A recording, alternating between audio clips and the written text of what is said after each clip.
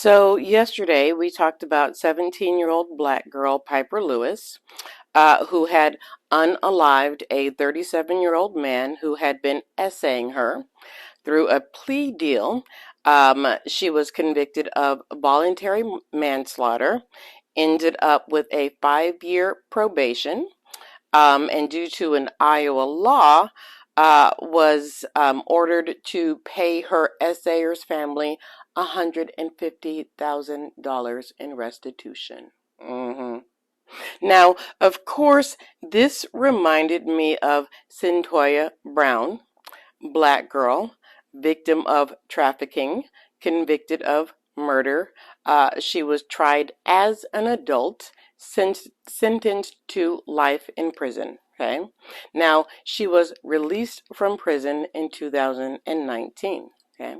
However, there are too many girls sitting in prison for the same thing, right?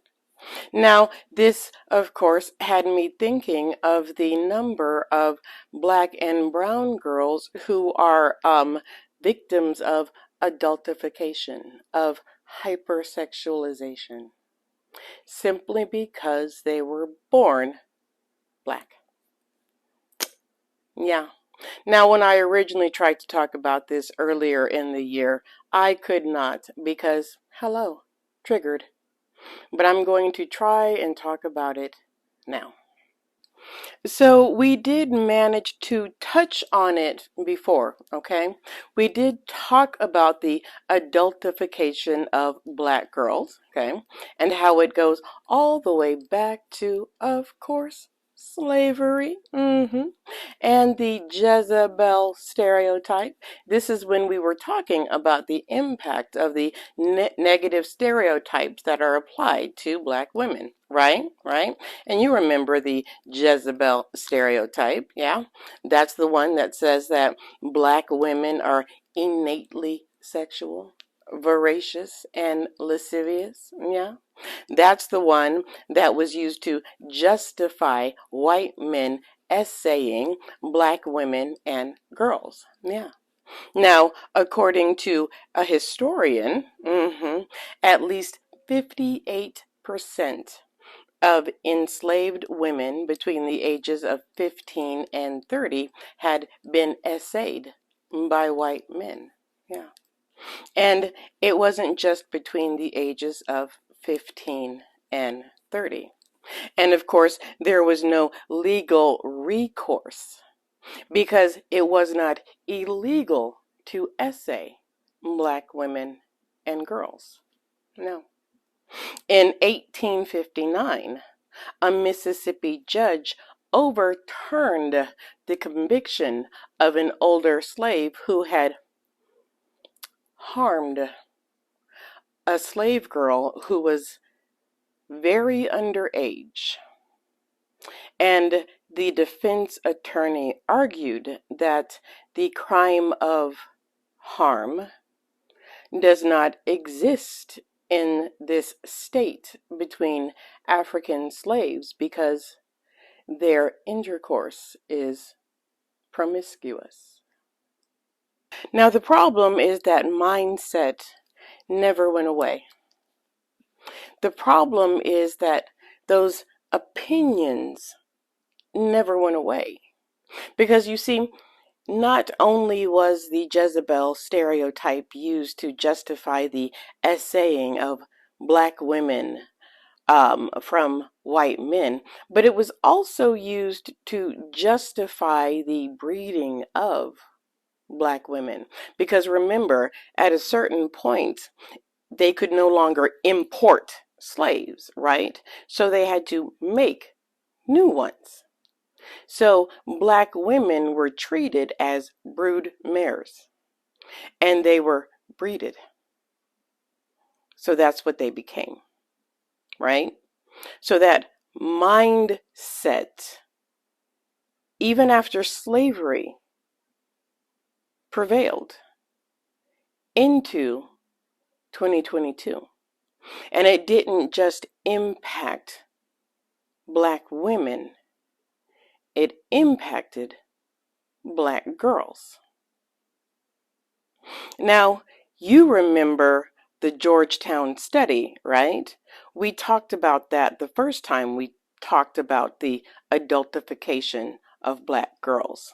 We talked about the 2017 study that showed that adults, grown people, believe that Black girls ages 5 to 19 need less nurturing, less protection, less support, and less comfort than white girls of the same age.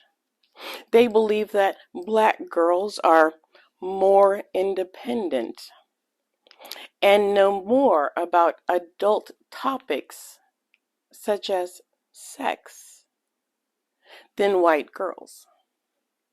The study found that Black girls are routinely subject to an adultification bias. That the negative stereotypes that Black women are subject to, such as angry, aggressive, hypersexualized, are projected onto Black girls. And adults have less empathy for Black girls than their white peers. 1 in 4 Black girls will be essayed before the age of 18. 40 to 60% of Black women report being subjected to coercive contact by the age of 18. Black children make up 53% of all juvenile prostitution arrests, more than any other racial group. And this is the part that killed me, because I do not understand.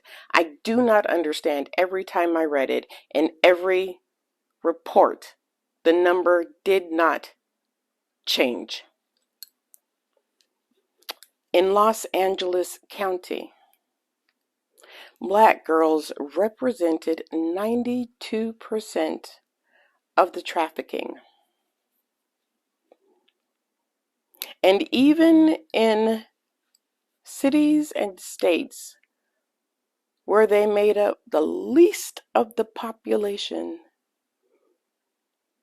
they represented the highest number in trafficking victims. For example, in Louisiana, they make up 19% of the youth, but they account for nearly 49% of trafficking victims. How? How? I already know how.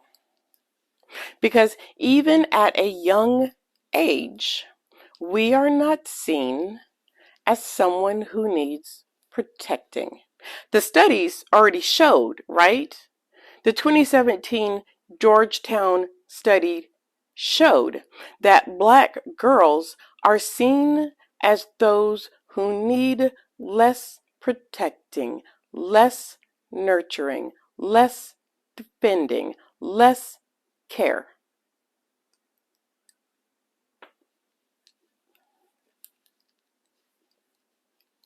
And even if law enforcement does intervene, they come too late, and it's not on our behalf. We're the ones who end up in jail, like we saw with Piper, like we saw with Centoya Brown, and like we saw with Sarah Cruzan. They're not there for us. They're not there to protect us. They're not there to defend us.